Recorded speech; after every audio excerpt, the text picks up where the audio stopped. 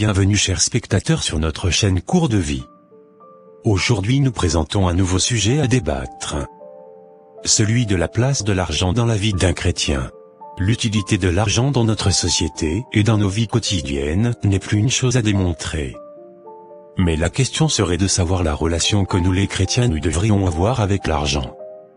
Est-ce qu'un chrétien doit-il chercher de l'argent ou bien doit attendre une providence qui tombe du ciel?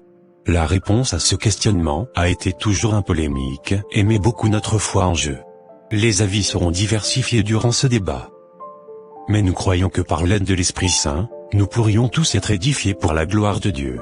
Nous aurons 3 personnages dans ce débat, qui vont nous donner leur point de vue sur le sujet.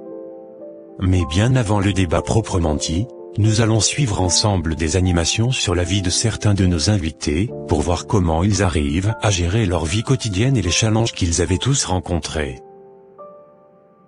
Comme personnage, nous aurons le grand évangéliste Jean-Baptiste. À côté de l'homme de Dieu, nous avons Caroline, une femme d'affaires richissime, et membre du comité de l'Église.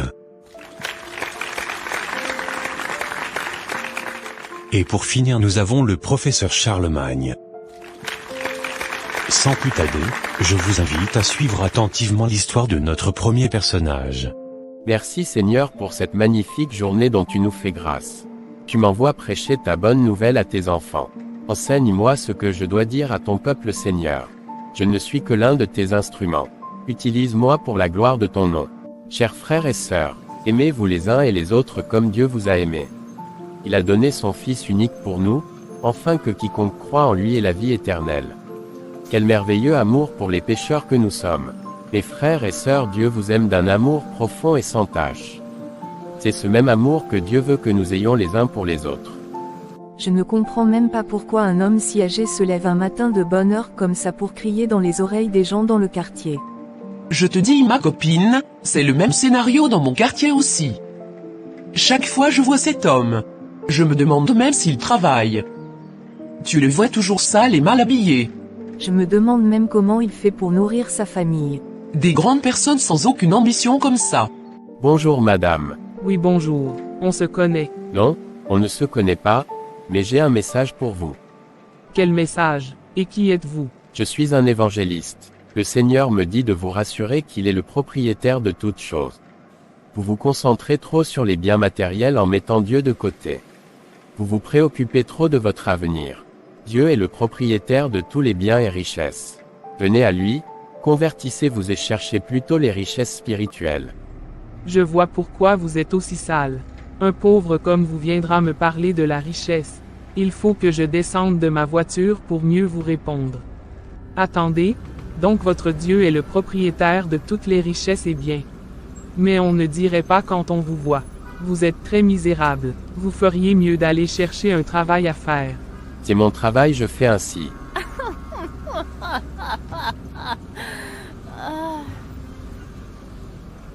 Donc vous êtes payé comment?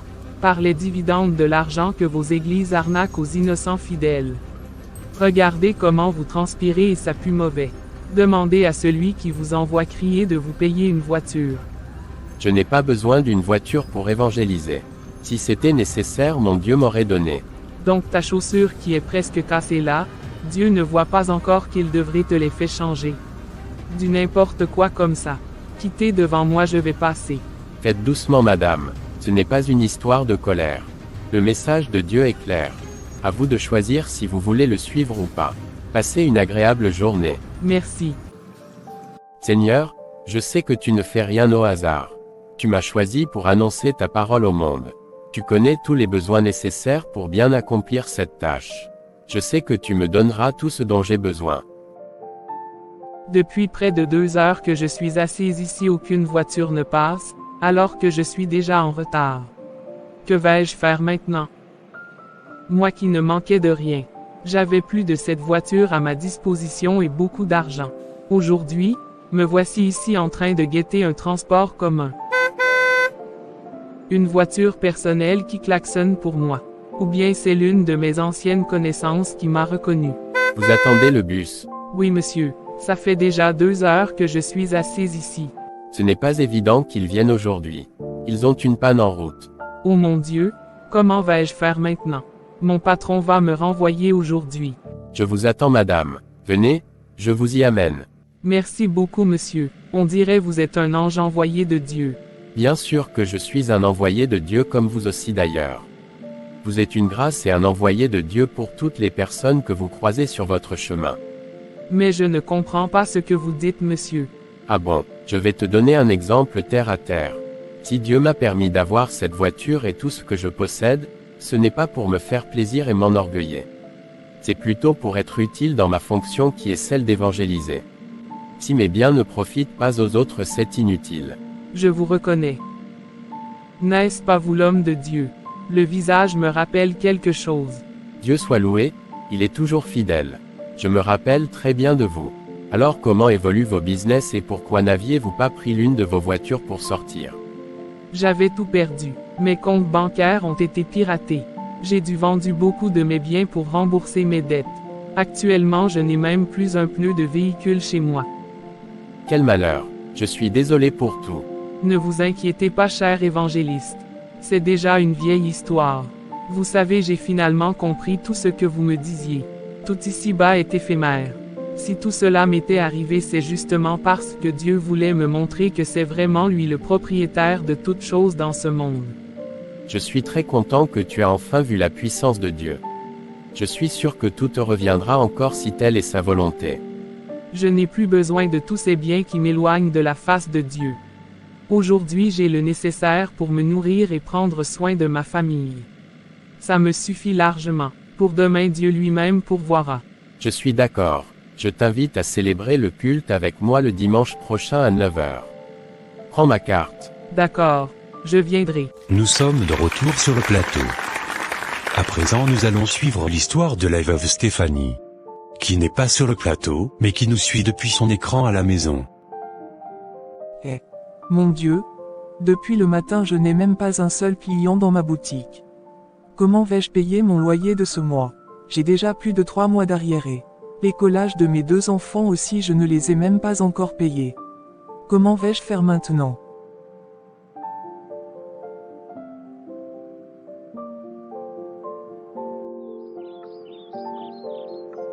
Pourquoi tu es si triste, Grâce, ma fille? Ils m'ont renvoyé de l'école ce soir pour contributions non payées, maman.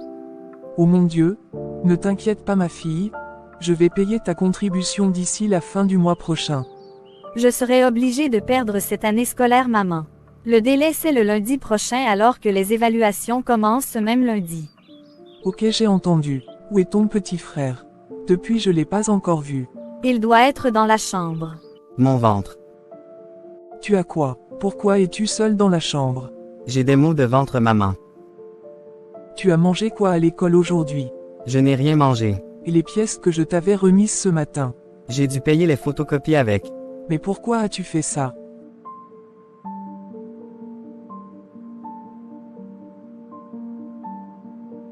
Mon Dieu, je n'ai même pas une seule pièce dans ma poche. Viens boire un peu de l'eau d'abord pour calmer ton mal de ventre. C'est sûrement la faim. Je vais t'apporter à manger tout de suite. D'accord, maman. S'il te plaît, Grâce, sois très attentive à ton frère. J'arrive. J'irai vous chercher quelque chose à manger. D'accord, maman. Bonne arrivée chérie. Comment a été ta journée à l'université aujourd'hui? J'espère que tu t'habitues à ta nouvelle promotion d'étudiant. Oui, ça va. C'est mon métier donc je gère. Je t'ai fait ton plat préféré chérie. Chérie, quelqu'un sonne. Qui ça peut bien être à cette heure? Va voir qui c'est, chérie. Je suis sûre que c'est encore l'un de ces mendiants. Qui êtes-vous? S'il vous plaît madame, j'aimerais juste que vous me donniez les miettes de votre table, pour nourrir mes enfants. Je n'ai rien pour leur payer à manger ce soir. Qu'est-ce qui me concerne dans cette histoire? T'ai-je demandé de faire des enfants? Des enfants n'ont pas de père. Je suis une veuve. S'il vous plaît, aidez-moi. J'ai déjà sonné à presque toutes les portes des villas de ce quartier sans réponse. Vous êtes mon seul recours. Dégage d'ici avec tes malédictions. Ne viens pas nous contaminer ici. Vous ne voulez rien faire mais c'est vous qui saviez comment faire des enfants. Pour l'amour de Dieu que nous adorons tous, aidez-moi. Même s'il faut travailler en contrepartie, je le ferai madame. N'est-ce pas vous qui dites dans vos églises qu'il est plus facile à un chameau de passer par le trou d'une aiguille qu'à un riche d'entrer dans le royaume de Dieu. Mais chaque fois c'est vous les misérables qui venez pleurer à la porte des riches. Qui est-ce, chérie? Rien d'important. C'était juste une veuve mendiante. Pourquoi rien? N'est-ce pas un humain comme toi? Et elle cherchait quoi? De la nourriture ou de l'argent. Toi-même tu les connais. Et pourquoi tu la laisses partir? Laisse-la venir manger avec nous. Elle viendra manger avec qui dans cette maison? D'ailleurs le repas n'est pas beaucoup. Appelle la dame. Que cherchez-vous, madame? Juste de la nourriture pour mes enfants. C'est tout ce que vous voulez. Oui monsieur, juste la nourriture de ce soir. Pour demain Dieu pourvoira. Waouh! Quelle foi, madame! Venez vous asseoir. Je n'ai jamais vu quelqu'un avec autant de foi dans ma vie. Malgré votre état, vous avez su garder votre foi en Dieu. Tout est grâce monsieur, nous devons toujours garder la foi en Dieu dans les bons comme dans les mauvais moments. Chérie, s'il te plaît, tu es où? Me voici, y a-t-il un problème? Il faut remettre mon plat et tout ce qui reste dans la cuisine comme vivre à cette dame. Remettre tout ce que j'ai dans ma cuisine à une mendiante. Ça ne se passera pas sous mes yeux. Fais ce que je te dis, chérie. Elle a plus besoin de ses vivres que nous. Demain on peut encore se refaire les ravitaillements. Moi je n'ai pas ce temps. En tout cas tu iras au marché toi-même pour les achats. Ce n'est pas un problème. Tenez cette enveloppe, madame. Il y a plus que ce qu'il faut pour payer l'écolage de vos enfants. Chaque fin du mois je passerai vous rendre visite. On verra ensemble comment faire pour que vous et vos enfants ne manquez de rien. Tout ça pour moi, mais c'est déjà trop monsieur. Gardez l'enveloppe. La nourriture seule me suffit. Je vais me battre moi-même pour le reste. Gardez l'enveloppe, madame, c'est un don qui vient du cœur. Mais cet argent est beaucoup. Qu'est-ce que je dois faire en retour? Je peux vous faire le ménage et vos lessives. Vous ne me devez rien en retour, madame. Vraiment merci beaucoup. Que Dieu vous bénisse abondamment. Adieu toute grâce. Allez vite donner à manger à vos enfants. Merci. Bye. Bon retour à tous sur le plateau. J'espère que vous avez bien suivi les différentes animations. À présent nous allons continuer avec le débat. Je vais demander à notre cher évangéliste Jean-Baptiste de nous éclairer sur les recommandations de la Bible sur notre thème du jour. Merci sage Bino de m'avoir donné la parole. La Bible est un enseignant par excellence. Si nous allons dans Matthieu chapitre 6. Jésus dit à ses disciples, « Personne ne peut servir deux maîtres. Ou bien l'on trahira l'un en servant l'autre, ou bien l'on s'attachera à l'un et l'on négligera l'autre. Vous ne pourrez donc servir à la fois Dieu et l'argent. » Et si nous continuons la lecture vers le bas, Jésus dit, « C'est pourquoi je vous dis, ne vous tracassez pas de ce que vous pourrez manger pour vivre, ni de quoi vous habillerez votre corps. Est-ce que la vie n'est pas plus que la nourriture, et le corps plus que le vêtement? Observez les oiseaux du ciel, ils ne font ni semaille ni moisson, et n'entassent pas de provisions dans les greniers. Et c'est votre Père du ciel qui les nourrit. N'auriez-vous pas plus de prix que les moineaux? D'ailleurs, lequel d'entre vous, à force de préoccupation, pourrait prolonger sa vie d'un seul instant? Et le vêtement, pourquoi vous en inquiétez? Voyez les lys des champs, comme ils poussent sans travailler ni filer. Or, je vous le déclare, Salomon lui-même, dans toute sa magnificence, n'était pas vêtu comme l'un d'eux. Si Dieu revêt ainsi les fleurs des champs, qui du jour au lendemain seront coupées et jetées au feu, à plus forte raison vous autres, hommes de peu de foi. Abandonnez vos soucis, ne dites plus, qu'allons-nous bien manger? Qu'allons-nous boire? Et avec quoi va-t-on s'habiller? Ce sont les païens qui se tracassent pour tout cela. Votre Père du ciel sait d'ailleurs que vous en avez besoin. Aussi, cherchez d'abord le royaume de Dieu et sa justice, et le reste vous sera donné par surcroît.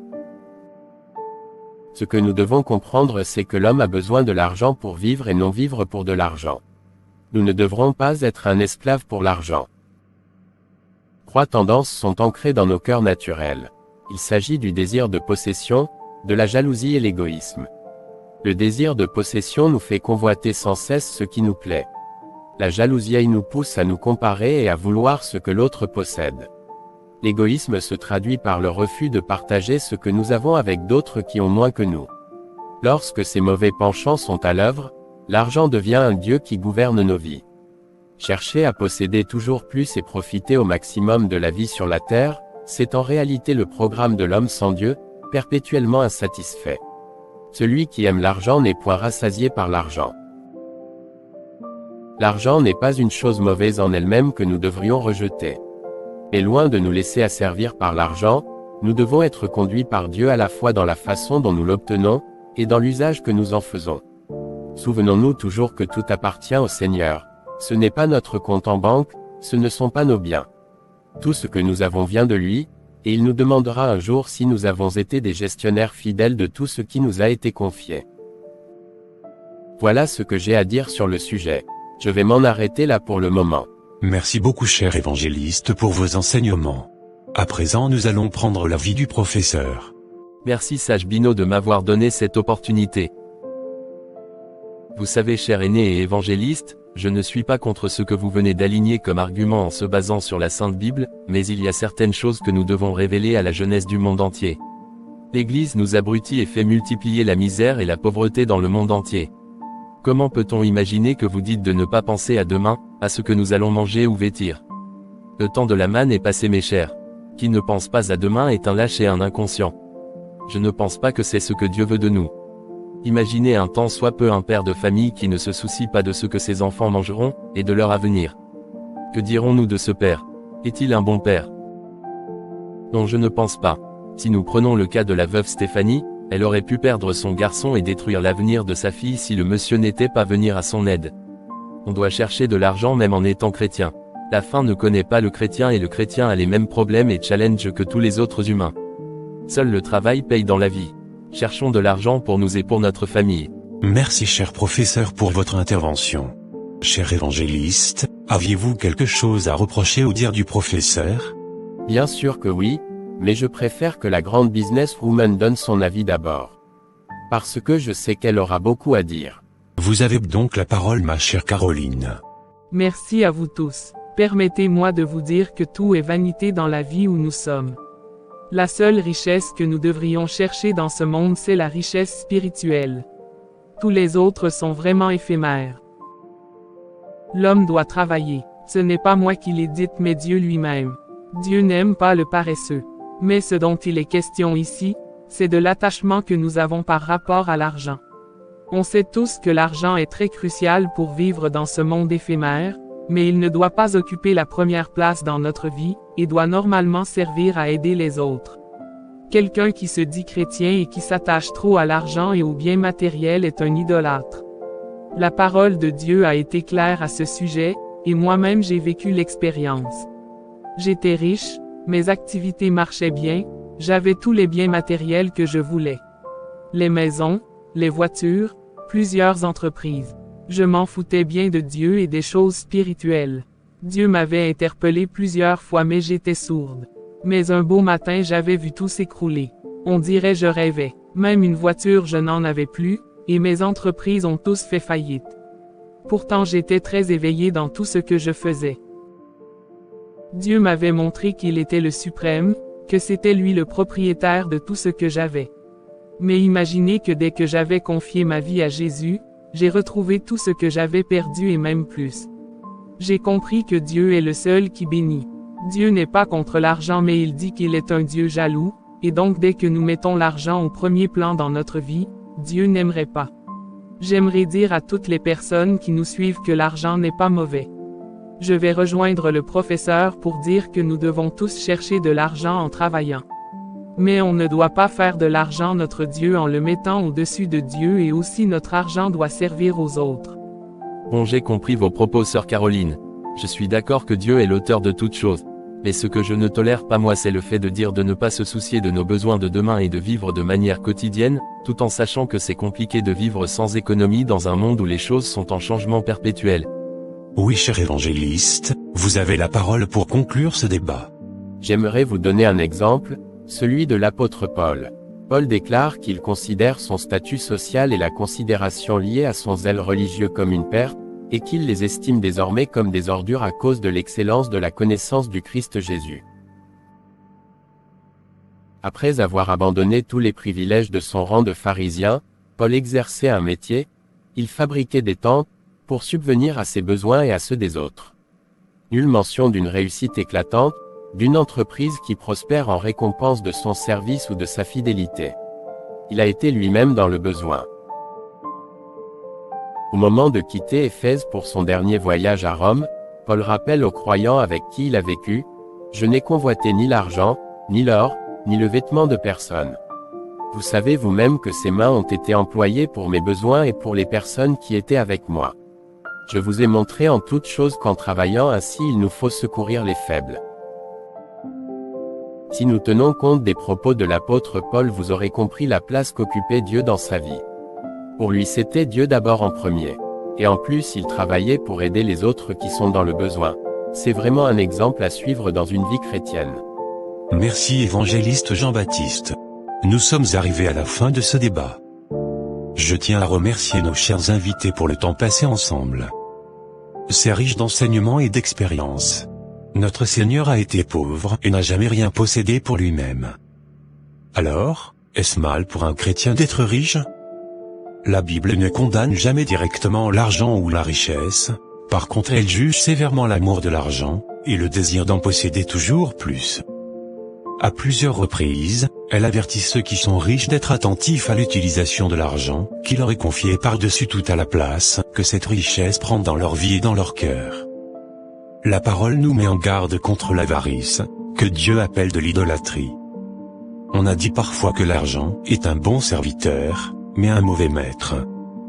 Un chrétien ne doit jamais se faire prendre au piège de se laisser gouverner par le désir de posséder, d'épargner toujours plus, d'accroître ses revenus, de compter ses richesses. Cela revient à servir Mammon, le dieu de l'argent. Rappelons-nous que la réussite matérielle pour le chrétien n'est pas le signe de l'approbation de Dieu par rapport à sa vie. Ce sont toujours des richesses injustes, parce qu'elles ne sont pas réparties équitablement entre les hommes, et que le riche ne les mérite pas plus qu'un autre. Ce sont aussi des richesses qui passent, elles peuvent nous être ôtées à tout moment sur la terre, et de toute façon, elles ne nous suivront pas lorsque nous la quitterons. Insensé. Cette nuit même, ton âme te sera redemandée, et ce que tu as préparé, qui l'aura? L'or n'a pas cours au ciel. Ce qui caractérise un bon chrétien, c'est la foi en action, la dépendance de Dieu chaque jour, la recherche de sa volonté, dans toutes les circonstances. Le grand danger lorsque l'on possède beaucoup de richesses est de se détourner de cette vie de foi. Au lieu de compter sur Dieu, nous risquons de mettre notre confiance dans nos richesses. Souvenons-nous de ce jeune homme riche, attiré par Jésus, lui est réellement désireux de connaître la vérité. Il s'en va tout triste après que le Seigneur lui a dit de vendre tout ce qu'il avait et de le suivre, car il possédait de grands biens. Un chrétien riche peut aussi tomber facilement dans des pièges que l'ennemi placera devant lui et qui lui feront perdre sa vie, comme par exemple le gaspillage, l'amour du luxe, oisiveté, paresse, autant de comportements qui peuvent troubler des frères et sœurs plus pauvres et être un contre-témoignage pour les incroyants, qui devraient normalement observer nos bonnes œuvres.